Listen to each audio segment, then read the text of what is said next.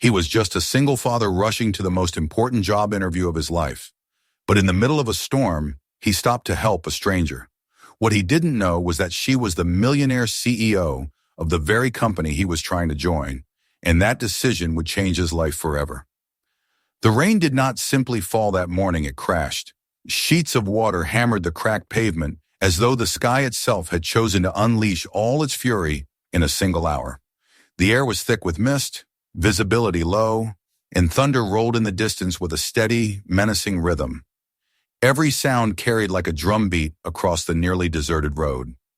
Headlights flickered through the gray curtain, their glow dimmed by the storm.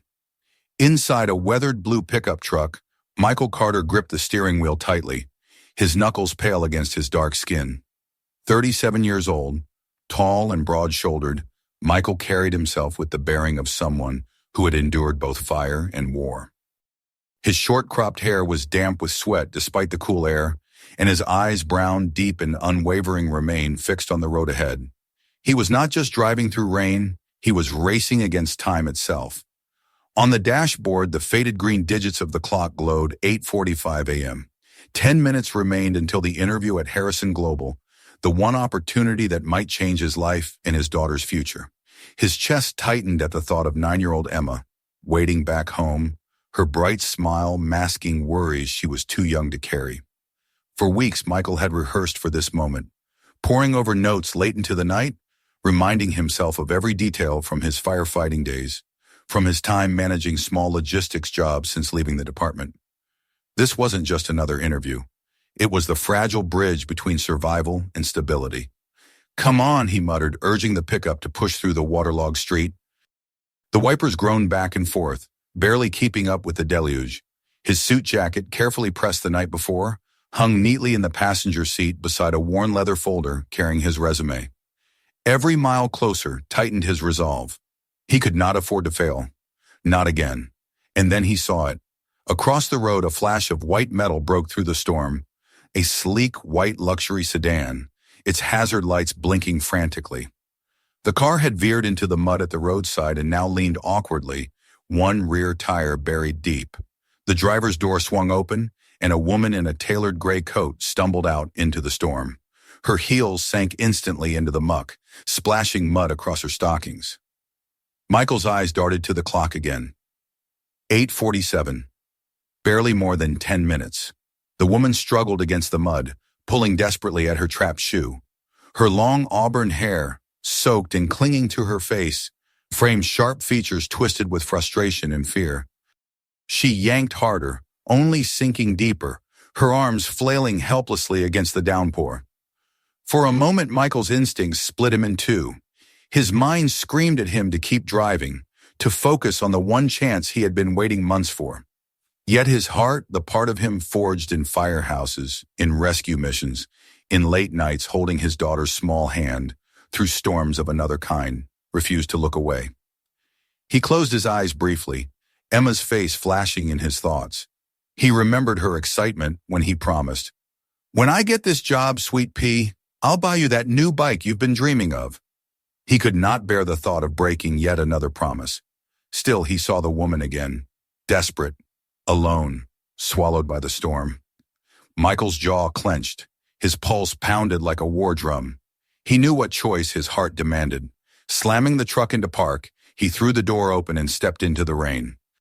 Instantly he was soaked, water trailing down his neck and into the collar of his shirt. His boots splashed through the shallow pools as he strode across the road. The storm roared, but his movements were calm, purposeful. The woman turned sharply at the sound, her expression shifting between fear and indignation as she saw him. An imposing figure in a rain-darkened shirt and jeans, boots caked with mud. "I don't need help!" she shouted over the thunder, her voice sharp but wavering. Her hands tugged once more at her trapped heel, her tone desperate to disguise the tremor of fear. Michael stopped a few feet away, his deep voice steady, firm, yet calm against the storm. "You'll sprain your ankle if you keep pulling like that. Let me help." She scowled, clearly unaccustomed to losing control of any situation. For a moment it seemed she might protest again, but the mud refused to release her foot, and the rain showed no mercy. Finally, with reluctant silence, she gave a small nod. Michael crouched without hesitation, his strong, calloused hands gripping the slender heel. With one swift pull, her foot came free. She staggered back against the car, stunned at the sudden release. "Get inside," Michael said, his voice brisk but kind.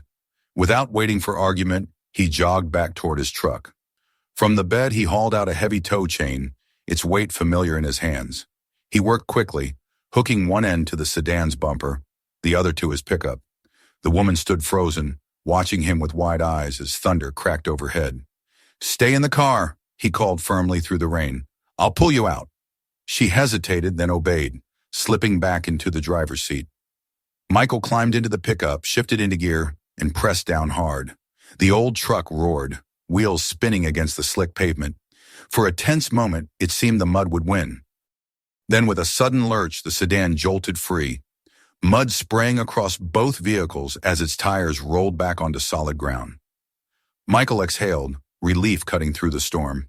He climbed out, unhooked the chain, and tossed it back into the bed of his truck. Without so much as a glance at the woman, he turned to leave, his mind already burning with the knowledge that his interview was slipping away. "Wait!" Her voice rang out over the rain. Michael paused, glancing back as the sedan's window lowered. The woman leaned toward him, extending a crisp bill from her manicured hand.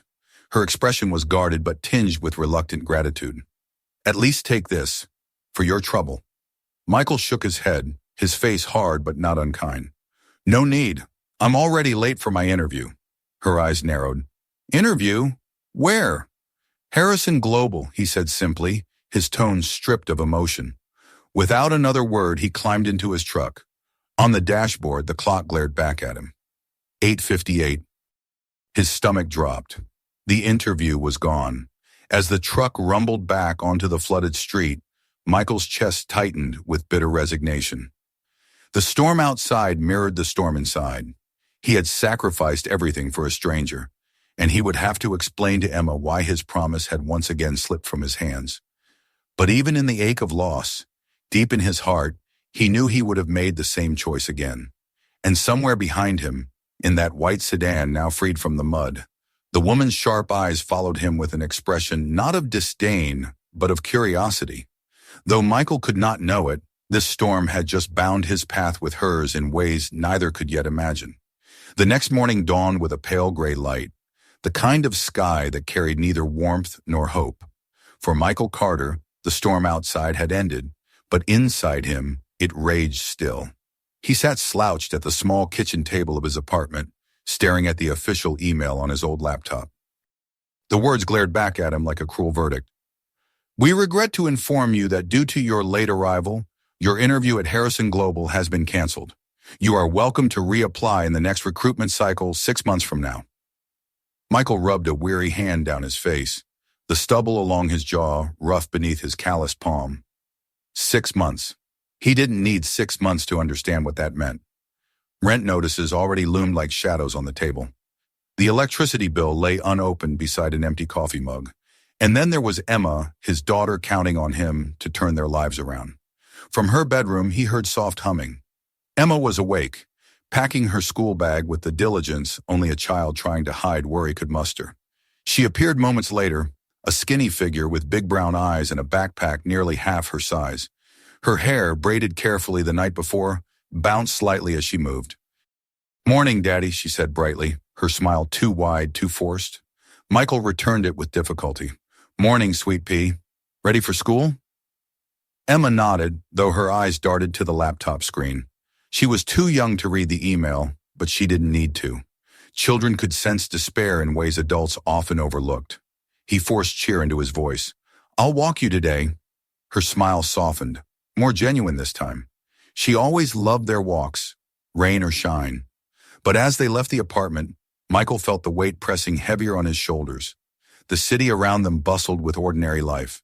Taxis honking, vendors setting up carts, businessmen in pressed suits rushing past. Michael walked in worn boots and a jacket that had seen too many seasons. He held Emma's small hand tightly, each step echoing the silent vow he had made long ago to never let her down. Yet that vow seemed to crumble with each unpaid bill, each missed chance.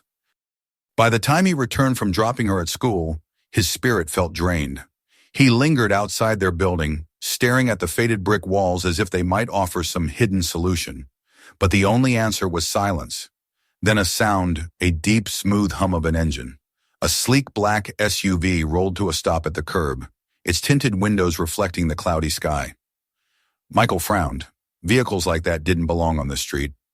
The rear window lowered slowly, his breath caught. Seated inside, dry and composed as though yesterday's storm had never touched her, was the woman from the roadside, the one he had pulled from the mud at the cost of his future. Her auburn hair now framed her face neatly, her gray coat pristine, her eyes sharp and unreadable. "Mr. Carter," she said, her voice calm yet commanding, "we need to talk." Michael stiffened, suspicion threading through his veins. "I don't think there's anything left to say, ma'am." His tone was guarded, his pride refusing to show the ache still raw inside him. Her lips curved faintly, though not into a smile. "Trust me, you'll want to hear this. Please get in. I won't take much of your time." He hesitated, scanning her expression for a trick, a trap. She was clearly powerful, wealthy, someone from a world so far removed from his that it felt alien. Yet she had come here, to his street, to his life. Against his instincts, but with nothing left to lose, Michael exhaled sharply, opened the door, and climbed in. The interior smelled faintly of leather and subtle perfume. Warmth wrapped around him instantly, a stark contrast to the chill outside. The driver glanced briefly in the mirror but said nothing, pulling the SUV smoothly into traffic. For a long stretch, silence filled the vehicle, thick with tension. Michael shifted uncomfortably in the seat, acutely aware of how out of place he looked. Damp jacket, worn boots, weary eyes. She, on the other hand, radiated authority and composure. Finally, she spoke. "Perhaps I should introduce myself properly," she said, turning slightly toward him. "My name is Victoria Harrison. I am the CEO of Harrison Global." Michael's jaw tightened. He stared at her, disbelief written across his face. Of all the strangers fate could have placed before him yesterday, it had been her, the leader of the very company he had been desperate to join. "You're the CEO?" His voice was low, edged with incredulity. "Yes," she said simply, her tone unwavering. "And I know exactly who you are, Mr. Carter. I know you had an interview with us yesterday. I know why you were late." Michael swallowed, fighting the urge to show hope. "So you came here because of that?" "Partly," she admitted, her eyes studying him closely, almost piercing. "But there's more. What I want to understand is this. Why would a man standing before the chance of a lifetime throw it away just to help a stranger on the side of the road?" Michael exhaled slowly, meeting her gaze with steady calm. "I didn't think twice, Miss Harrison. You were stuck. You needed help. Nobody deserves to be left in a storm like that." He paused, his voice deepening with quiet conviction. "I've lost things before, but I've never lost who I am. I help because it's the right thing to do." Her expression flickered for the briefest moment, surprise, perhaps even respect, but then returned to composure. She turned toward the window, the city lights reflecting across her face. "And what if I told you," she said softly, almost to herself, "that yesterday wasn't the end of your opportunity, but the beginning?" Michael's eyes narrowed. "What are you saying?" She looked back at him, her eyes steady, serious. "I'm saying Harrison Global is facing a crisis, a severe breakdown in our supply chain. My best teams haven't solved it, and I believe you can." Michael blinked, stunned. "Me? I'm not even—" "You are exactly what we need," she cut in, her voice firm, carrying the weight of absolute authority. "I reviewed your file the moment I heard your name. Former firefighter. Years of handling emergencies under pressure, leadership in the field, later managing logistics for local businesses, and more importantly, integrity. When faced with the choice between your own future and helping someone else, you chose character. That tells me more than any polished resume ever could." Michael stared at her, his thoughts a storm of doubt and hope colliding. He had dreamed of a chance like this, but never under such circumstances. "And if I say yes," he asked cautiously. "Then you'll come to Harrison Global today," she replied without hesitation. Not as an applicant, but as my direct appointee to assist with this crisis. It won't be easy. You will face doubt, even hostility. But if you succeed, you'll prove not only your worth, but reshape your future entirely. Her eyes locked on his, sharp but laced with something deeper trust. Are you willing to take that risk, Mr. Carter? Michael's heart pounded, his breath unsteady. He thought of Emma, her smile, her unspoken worries, her dreams of a brighter tomorrow. He thought of the countless nights spent wondering if life would ever give him a second chance. He straightened in his seat, resolve burning in his eyes. Yes, he said firmly. I'll do it.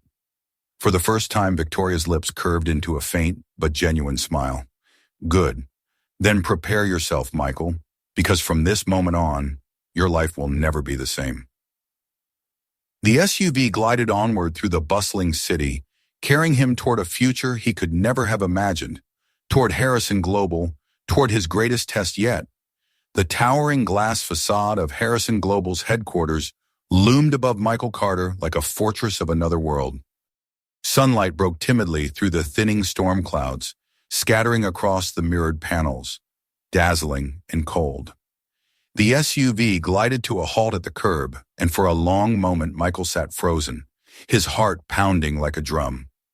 This was not the world he came from. Inside these walls were people in tailored suits, their lives stitched neatly into patterns of success. His own jacket was worn at the seams, his shoes heavy with years of use. For a moment he thought of turning back, of telling Victoria Harrison that she had the wrong man. But then Emma's face returned to him, her hope, her smile, and the weight of his promise steadied him. The SUV door opened. Victoria stepped out first, her posture sharp, commanding immediate respect from every passerby. Michael followed, acutely aware of the curious stares. They entered the vast marble lobby, where a dozen employees in pressed suits hurried past, each one pausing to greet their CEO with reverence. Their eyes flicked toward Michael with something else, suspicion, even disdain. Who was this stranger walking beside their leader? Inside the elevator, silence pressed in. Victoria studied the floor indicator while Michael braced himself, muscles tense, as though preparing for a fire he could not yet see. When the doors opened at the top floor, chaos erupted instantly. The hum of panic filled the corridor phones, ringing incessantly, voices sharp and desperate, screens flashing with alerts. A silver-haired executive rushed forward, his expression taut with fear. Ms. Harrison, he said breathlessly, the logistics network has completely collapsed. Our warehouses are offline across 3 states. Carriers are demanding answers. If we don't restore operations today, the penalties alone will cost millions. Victoria's eyes narrowed, her voice like ice. Summon every department head to the emergency boardroom. Now! The man darted away, barking orders.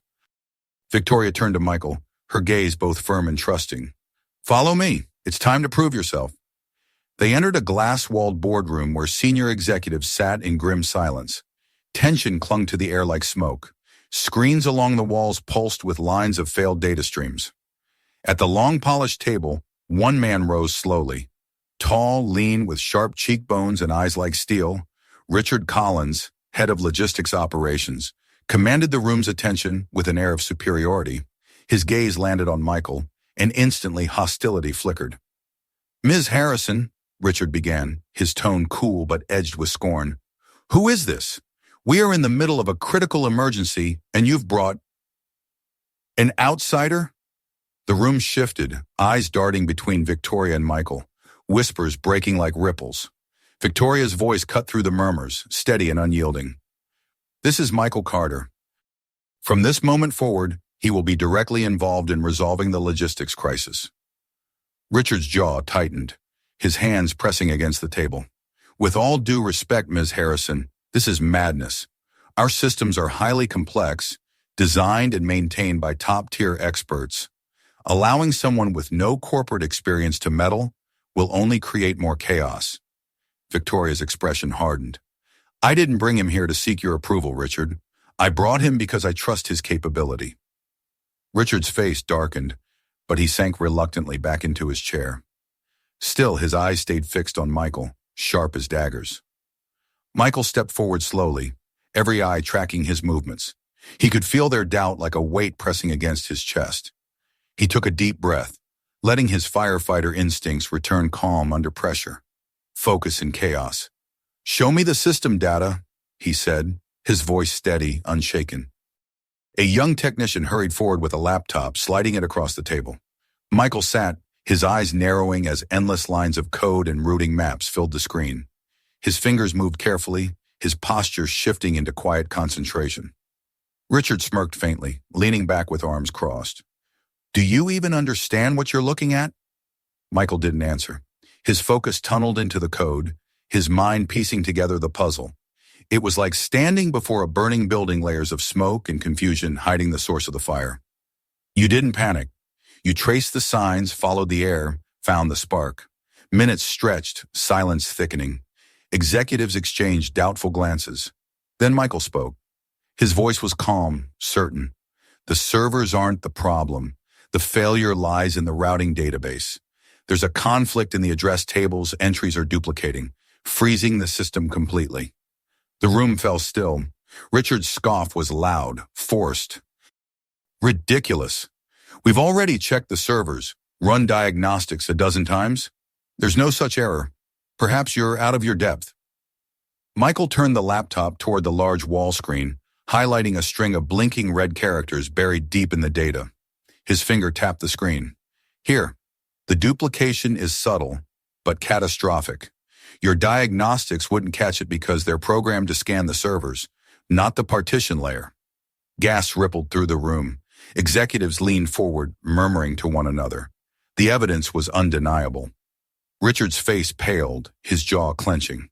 "That's, impossible." Victoria's eyes sharpened, cutting straight through his denial. "It's not impossible. It's right in front of you. Michael, can you fix it?" Michael nodded firmly. "Yes, but I'll need 30 minutes. Victoria turned to the room. "Then follow his lead. I want this system restored before the hour's over." The staff sprang into action. Michael's fingers flew across the keyboard, his voice guiding the technicians with calm authority. He explained each step clearly, teaching as he worked, drawing the room into his focus. Richard lingered in the corner, his face twisted with contempt, but beneath it, unease gnawed at him. For the first time in years, his dominance in the department felt threatened.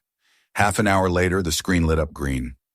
Nodes across the country reconnected, supply routes cleared, and the system stabilized. Relief swept the room like fresh air after smoke. Executives clapped, some even cheering. Victoria stepped forward, her eyes warm, her lips curving into a rare, genuine smile. "Well done, Michael. You just saved Harrison Global." Applause erupted. Staff shook Michael's hand, voices filled with admiration. But in the corner, Richard Collins stood in silence, his fists clenched, his glare burning into Michael with unspoken hatred. Humiliation had cut deep, and in his heart, a darker promise was born. This was not over. The applause in the Harrison Global boardroom had long since faded, but its echo lingered in Michael Carter's heart. As the room emptied, he remained standing quietly by the large window, gazing out at the city skyline. The storm clouds of yesterday had drifted away, leaving the sky washed clean, painted in soft blues and gold. Yet within him, a different storm still hummed, one of disbelief, gratitude, and the faint tremor of fear. Only yesterday, he had walked into this building a man broken by rejection. Today, he had left it standing as the man who saved Harrison Global from collapse. It seemed unreal, as though the world had shifted beneath his feet while he wasn't looking. Victoria Harrison's voice broke through his thoughts. "You handled yourself with remarkable composure." Michael turned. She stood near the door, arms crossed, her usual stern expression softened by genuine respect. For the first time since their meeting, there was no trace of suspicion in her gaze, only trust. "I just did what needed to be done," Michael said humbly. "Precisely," she replied, "and that's why you're exactly the kind of person this company needs." She paused, her voice lowering with quiet conviction. "Effective immediately, you will serve as Harrison Global's new Director of Logistics Operations." Michael blinked, stunned.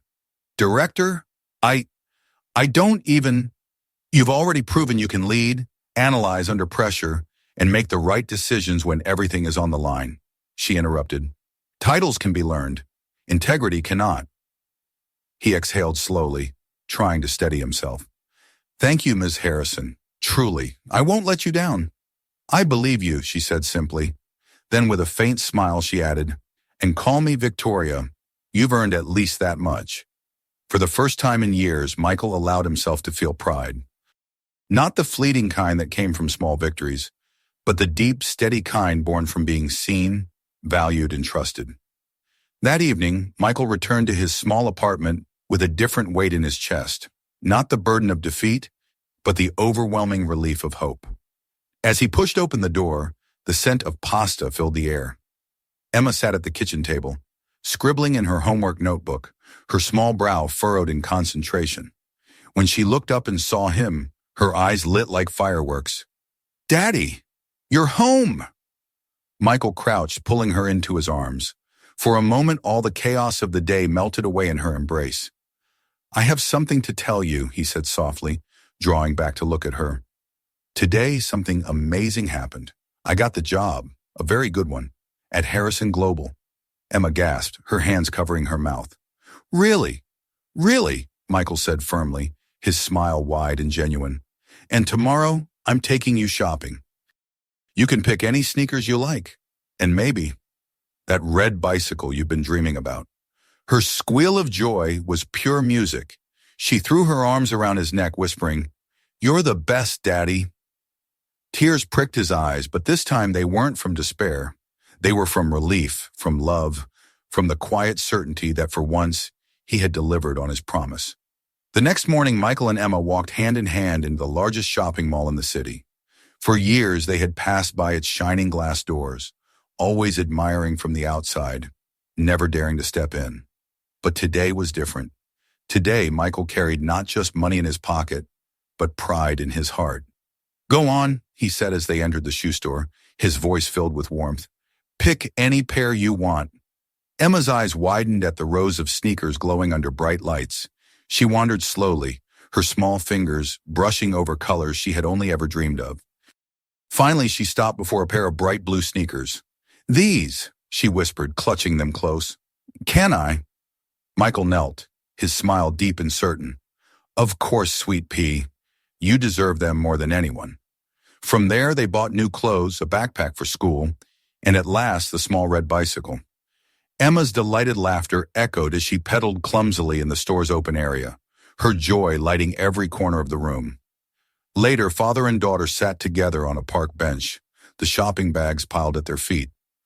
Emma leaned her head against his arm, sighing happily.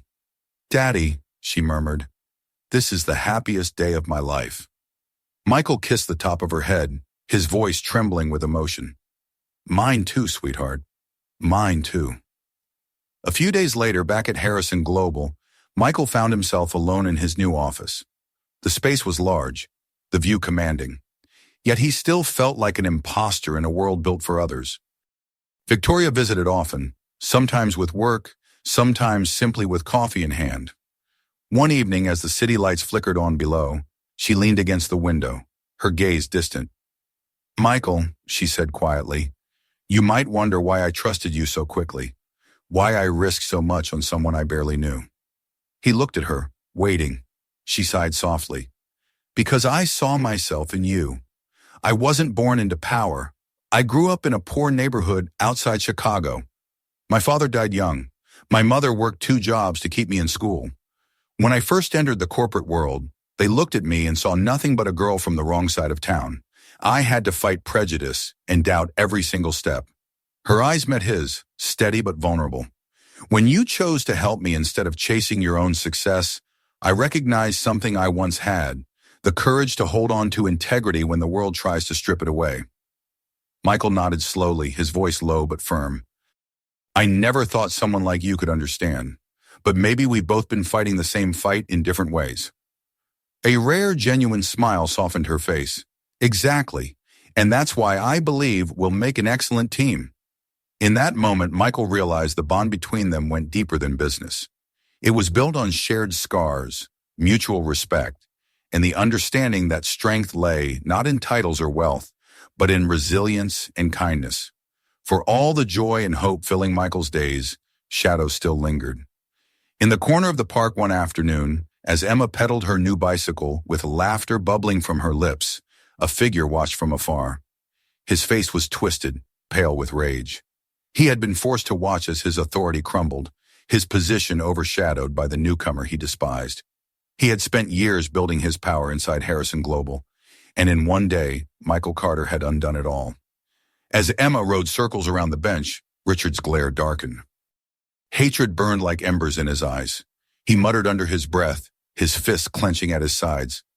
"This isn't over, Carter. Not by a long shot." He turned sharply, disappearing into the crowd, but the venom in his heart remained. The next morning, Michael stood at his office window as the first light of dawn broke over the city. The sky glowed with hues of gold and crimson, streaking across the towers.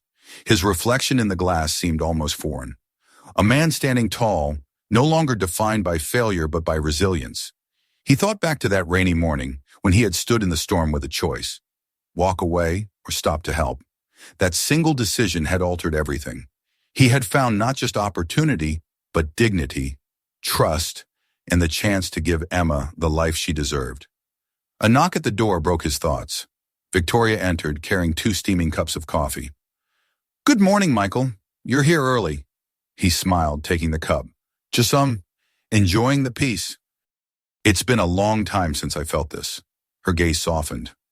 "You earned it. Don't ever forget that. It wasn't luck. It was you, your choices, your perseverance, your kindness." They stood together by the window, watching the city awaken beneath the rising sun.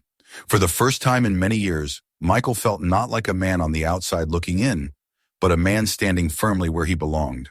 And though he did not know the battles still ahead, he knew this: as long as he held on to resilience, faith, and compassion, no storm past or future could truly break him.